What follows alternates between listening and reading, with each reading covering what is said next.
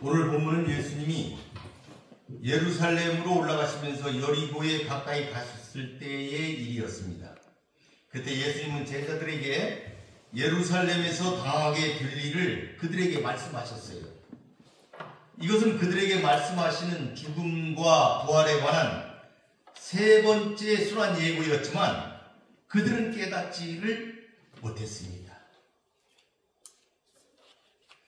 누가복음 18장 32절부터 보게 되면 인자가 이방인들에게 넘겨져 희롱을 당하고 능욕을 당하고 침뱉음을 당하겠으며 그들은 채찍질하고 그를 죽일 것이나 그는 3일 만에 살아나리라 하시되 그러나 제자들이 이것을 하나도 깨닫지 못하였으니 그 말씀이 감추였으므로 그들이 그 이르신 바를 알지 못하였더라.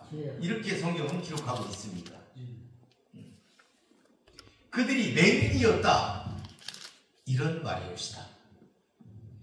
그래서 예수님은 마치 맹인 같은 그들의 영안을 뜨게 하기 위해서 본문의 맹인 이야기를 통하여 그들에게 눈을 떠라 이렇게 말씀하고 계시는 것입니다. 오늘 말씀을 통하여 여러분도 닫혀진 영안이 열리시기를 바라겠습니다. 오늘 말씀은 두 가지로 크게 나눌 수가 있습니다. 35절에서 39절까지 여리고에서 맹인이 부르짖어 긍휼을 구하였다. 예수께서 여리고로 가까이 가실 때 한 맹인이 길에서 구걸하다 예수께서 지나신다는 소식을 듣고 다윗의 자손 예수여 나를 불쌍히 여기소서 이렇게 외칩니다. 무리가 꾸짖었는데 더 크게 소리 지르면서 긍휼을 구합니다. 두 번째 파트는 40에서 43절인데 예수께서 맹인을 고치신 그런 구절입니다. 예수께서 멈추시고 맹인을 데려오라 하시며 맹인에게 네 소원이 뭐냐 이렇게 물으셨어요.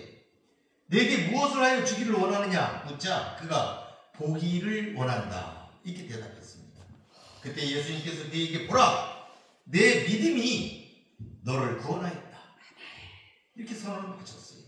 곧 보게 된 그가 하나님께 영광을 돌리며 예수님을 따르자 많은 백성들이 이를 보고 다 같이 하나님을 찬양하였다 하는 내용의 구절이 되겠습니다. 35절에 보니까 여리고에 가까이 갔었을 때 한 맹인이 길가에 앉아 구걸을 했다.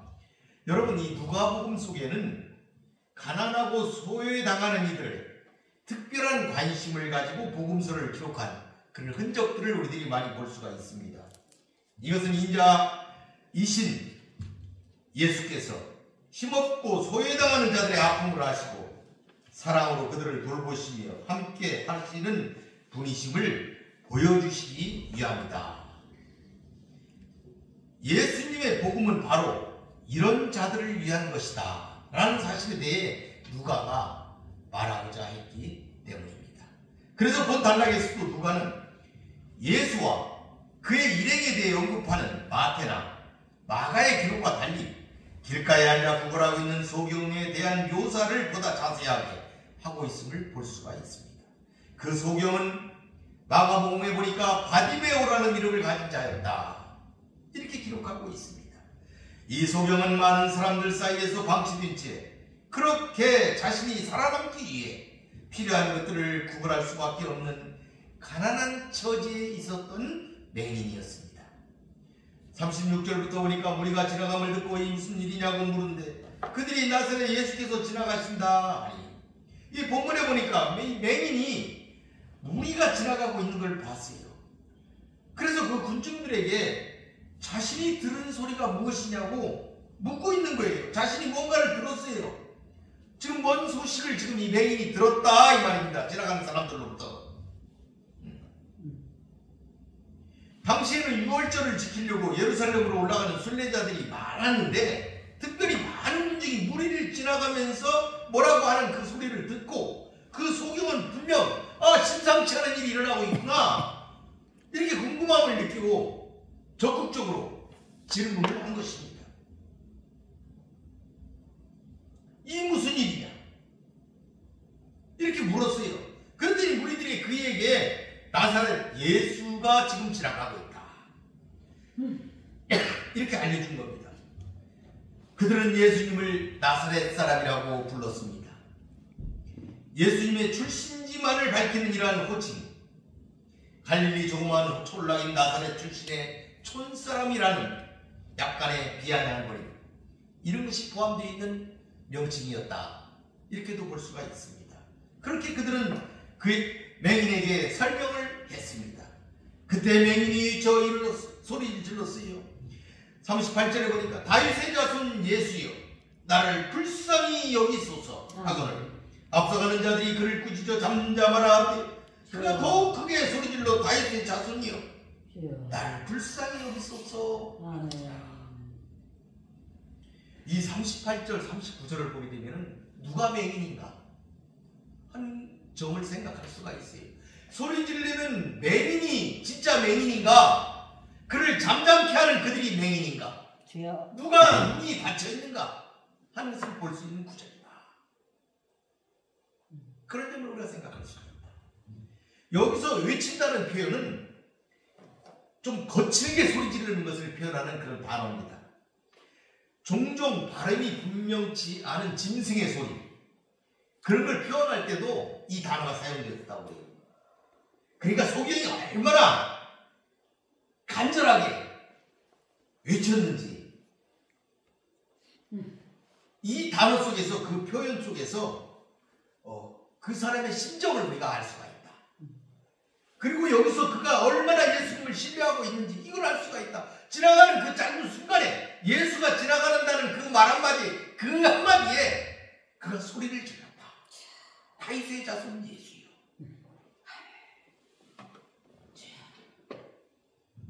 나를 불쌍히 여기소서. 이 소경이 예수님께 대하여 다윗의 자손이라고 외치면서 예수님의 메시아 되심, 그것을 인정하는 자신의 신앙을 드러냈다. 아멘. 이렇게 볼 수가 있는 거죠. 아멘. 그러니까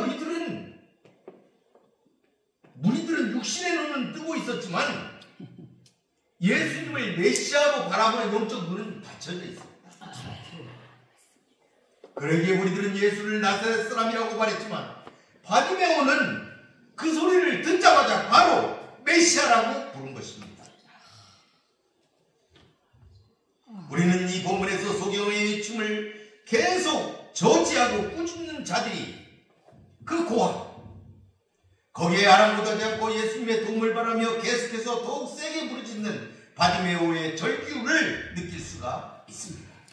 이처럼 번져는 소경 바디메오가 사람들의 빗발치는 반대와 책망에도 불구하고 그의 예수를 향한 간절한 소원을 포기하지 않았음을 잘 보여주는 그런 구절이다, 이렇게 볼 수가 있겠습니다. 그렇다면 어디에서 이러한 힘이 바디메오에게 있었을까요? 그는 먼저 다윗의 자손 예수가 비천하고 소외된 자들의 호소를 냉정하게 뿌리치는 사람이 아니라는 그런 확신을 가지고 있었다. 그러고 있었을 것이다.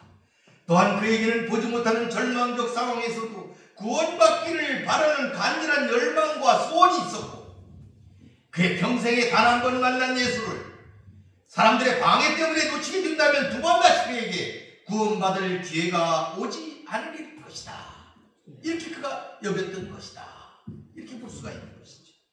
이러한 이유 때문에 그는 예수를 붙들기 위해 목이 터져라 외치고 또 외치지 않을 수가 없었던 것입니다. 간절하면 이루는 것입니다. 여러분도 간절하게 부르짖기를 바라겠습니다. 아멘. 여러분도 하나님의 긍휼을 간절하게 구하시기를 바라겠습니다. 아멘. 40절에 보니까 예수께서 머물러 서서 명하여 데려오라 하셨더니 그가 가까이 오며 물어 이르시되 내가 무엇을 하여 주기를 원하느냐? 이르되 주여 보기를 원하나이다.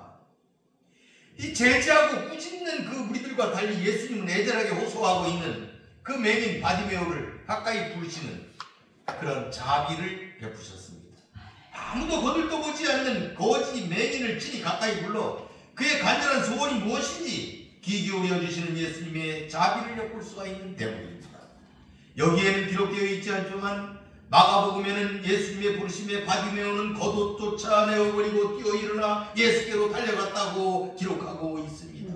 그는 예수께서 자신의 부르심에 응답해 주시자 너무나 기뻐한 나머지 갖고 있던 겉옷마저 내던지고 예수께로 달려갔던 것입니다.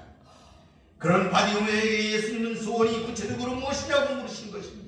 예수님은 그가 자신에게 진정으로 필요한 것을 인식하고 있는지 알고 싶으셨던 것이었습니다. 여러분, 목표가 분명하여야 함을 보여주고 있습니다. 그런 예수님의 마음을 읽고 있기라도 하듯 바디메오는 주여 눈을 떠보기를 원합니다, 이렇게 표현을 했습니다. 그의 소원을 구체적으로 고백한 거예요. 그런 자신이 전 비참한 현실의 원인이 앞을 볼 수 없는 것에 있다는 것을 바로 인식하고 있었습니다. 바디메오의 소원이 오로지 눈 뜨는 것이었다는 사실은 성전 비문에서 구걸하던 안중뱅이가 구걸 외에는 관심이 없었다는 사실과 좋은 대조를 보여주고 있습니다. 그는 진실로 일시적인 문제 해결이 아닌 근본적인 문제 해결만이 그를 행복하게 할 수 있음을 알았던 것입니다. 42절에 보니까 예수께서 그에게 이르시되 보라, 내 믿음이 너를 구원하였느니라 하심에 곧 보게 되어 하나님께 영광을 돌리고 예수를 따르니 백성이 다 이를 보고 하나님을 찬양했다. 예수님께서 이 바디메오를 고치신 일에 대하여 각 복음서 저자는 각기 강조하고자 하는 그런 내용들을 기록했어요. 마태복음에는 이때 예수께서 소경을 민망히 여기시고 깊은 사랑을 가지고 소경의 눈을 만지셨다, 이렇게 기록을 했고, 마가복음에는 예수께서 소경에게 가라 라고 명령하신 것으로 기록하고 있습니다. 반면 누가는 보아라 라고 말씀하신 거로 기록하면서 그가 원했던 것을 그대로 이루어 주셨음을 강조하고 있습니다. 한편 바디메오는 눈이 나은 즉시 예수를 쫓았다고 기록하고 있습니다. 복음서에 그의 이름이 기록된 것으로 보아 그는 예수를 열심히 믿고 따르는 제자의 삶을 산 것으로 우리들이 추측하고 있습니다. 그런 소경 바디메오가 고침을 받을 수 있었던 근거는 무엇입니까? 그것은 바로 예수를 향한 그의 믿음에 있었다는 사실입니다. 내 믿음이 너를 구원하였느니라. 이렇듯 예수님의 치유 사역에는 항상 환자의 믿음이 전제되고 있습니다. 이렇게 믿음은 예수님께로부터 치유를 받는 데 있어서 매우 중요한 요소였다 볼 수가 있습니다. 왜냐하면 이 믿음에 그리스도의 치유와 구원 능력을 유족해 만드는 힘이 있기 때문이었어요. 누가복음 8장에 혈루증 걸린 여인에게 따라 내 믿음이 너를 구원하였으니 평안히 가라. 마가복음 5장 34절에는 따라 내 믿음이 너를 구원하였으니 평안히 가라. 내 병에서 놓여 건강할지어다. 이렇게 하고 있고, 마태복음 8장 109장에게는 가라, 내 믿은 대로 될지어다 하시니 그 즉시 아이니 나으리라. 이렇게 성경은 기록하고 있습니다. 그러면 이 믿음은 어디서 올까요? 로마서 10장 17절에 보니까 믿음은 들음에서 난다. 들음은 그리스도의 말씀으로 말미암는다. 이렇게 기록하고 있습니다. 그래서 그 로마서 10장에 쭉 보게 되니까 누구든지 주의 이름을 부르는 자는 구원을 받으리라 이렇게 했어요. 그리고 이어서 그런즉 그들이 믿지 아니하는 일을 어찌 부르리요? 듣지도 못한 일을 어찌 믿으리요? 전파하는 자가 없이 어찌 들으리요? 이렇게 하였습니다. 그러니까 이 본문에 보게 되니까 주의 이름을 부르는 자가 구원을 받는데 주의 이름을 부르려면 들어야 부른다 이 말이에요. 그러니까 듣고 믿어야 예수님의 이름을 부를 수가 있다. 믿어야 믿음으로 구원을 받는데, 부르는 자가 구원을 받는데 믿어야 부를 수가 있다. 믿으려면 들어야 믿을 수가 있다. 뭘 듣고 믿고 보냐? 그리스도의 말씀이다. 하나님의 말씀을 들을 때에 믿을 수가 있고 믿어야 부를 수가 있다. 그런 부르는 자에 대해서 구원을 주신다 하는 말씀이 로마서에 기록되어 있는 것이죠. 그러니까 본문의 바디메오는 다윗의 자손으로 오신 그리스도를 불러서 부르짖어서 구원을 받았던 거예요. 그러니까 듣고 믿었기 때문에 부른 것이죠. 그래서 바디메오는 주의 이름을 크게 부른 것입니다. 그 결과 그는 눈을 뜨는 육신의 병 고침과 그의 영혼까지 구원을 받은 것이다 하는 것을 알 수가 있습니다. 아멘. 이것은 은혜로 받은 것입니다. 아멘. 선물입니다. 아멘. 에베소서 2장에 잘 나타나 있습니다. 너희는 그 은혜에 대하여 믿음으로 말미암아 구원을 받았다. 이것은 너희에게서 난 것이 아니요 하나님의 선물이다. 이렇게 기록하고 있습니다. 그래서 사도들은 누가복음 17장에 보니까 주께 여짜오되 우리에게 믿음을 더하소서 하면서 믿음을 구하였습니다. 그러니까 이 믿음은 잘하는 것입니다. 에베소 4장 13절에 우리가 다 하나님의 아들을 믿는 것과 아는 일이 하나가 되어 온전한 사람을 이루어 그리스도의 장성한 분량이 충만한 데까지 이르리니 오직 사랑 안에서 참된 것을 하여 범사에 그에까지 자랄지라. 아멘. 그는 머리니 곧 그리스도리라. 아멘. 이러한 장성한 믿음을 소유하시기를 바라겠습니다. 아멘. 말씀을 정리하겠습니다. 사실 주님이 이 여리고성을 지나가시는 것은 이제 이것이 마지막 행보였습니다. 이 여리고성을 지나면 예루살렘에 입성하여 십자가를 지시게 되는 사건이 기다리고 있습니다. 그러므로 주님이 여리고성을 지나가는 일은 이번이 공생애에서 마지막입니다. 다시는 여리고성에서 예수님을 만날 수가 없는 것입니다. 바디메오는 이 마지막 기회를 잡은 것입니다.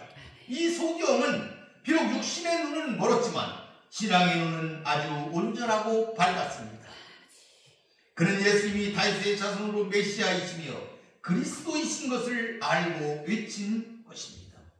우리도 예수님을 하나님의 아들로 알고 또 영생 구원과 영벌을 주관하시는 만유의 왕이요 통치자로 알고 섬기며 구할 바를 구하여야 하겠습니다. 신앙의 눈이 올바라야 올바로 보고 올바로 섬기며 구할 수가 있기 때문입니다. 여러분은 어떻습니까? 여러분은 영의 눈이 열려 있습니까? 만약 여러분의 삶의 길에서 예수 그리스도가 보이지 않는다면 그때 여러분은 지금까지 듣고 살아온 삶을 돌아보아야 합니다. 이제 그리스도를 찾아야 할 때라는 것을 우리가 알아야 합니다. 아멘. 바디메오처럼 크게 부르짖으며 예수님을 만나야 합니다. 아멘. 예수님은 바디메오에게 보라 내 믿음이 너를 구원하였다 하셨습니다. 우리가 바디메오처럼 믿고 구할 때 예수님은 응답해 주실 것입니다. 아멘. 이제 어느덧 한 해가 지나갔습니다. 하나님께 지나간 우리의 허물과 교만을 회개하면서 되돌아보는 시간을 가지시기를 바라겠습니다. 그리고 우리도 큰 믿음을 갖게 되길 바라겠습니다. 히브리서에 보니까 믿음은 바라는 것들의 실상이요 보지 못하는 것들의 증거다. 선지인들이 이로써 증거를 얻었다. 기록하였습니다. 우리도 믿음으로 증거를 얻는 모든 성도들이 되시기를 바라겠습니다. 아멘. 우리 모두 영의 눈을 뜹시다. 아멘. 그래서 혼돈의 세상, 어둠의 세상을 밝히 보며 아멘. 이겨내며 사십시다. 아멘. 아멘. 마치겠습니다. 기도합시다. 고맙고 감사하신 여호와 아버지 하나님, 오늘 이 시간 바디메오의 눈을 뜨게 하신 예수 그리스도의 은총을 살펴보았습니다. 많은 무리들과 제자들은 바디메오가 눈이 불편하다는 것, 그것만을 알 뿐이지 자기들의 영안이 닫혀 있다는 것은 깨닫지 못하고 예수님의 말씀을 이해하지 못했습니다. 자비로우신 하나님, 오늘날 우리는 어떤지요? 우리는 영의 눈이 열려 있습니까? 우리는 하나님의 말씀을 온전히 기억하며 되새기며 그것을 펼치고 있습니까? 자비하신 하나님, 우리 가운데 역사하사 우리의 눈을 밝히시고 우리가 성령의 충만한 가운데서 성령 세례를 통하여 하나님을 만나고 듣고 보는 놀라운 기적의 역사를 살아갈 수 있도록 하여 주시기를 소망합니다. 오늘 사랑하는 이 무리들 위해 하나님의 영이 충만하게 임재하셔서 역사하여 주시옵소서. 아멘.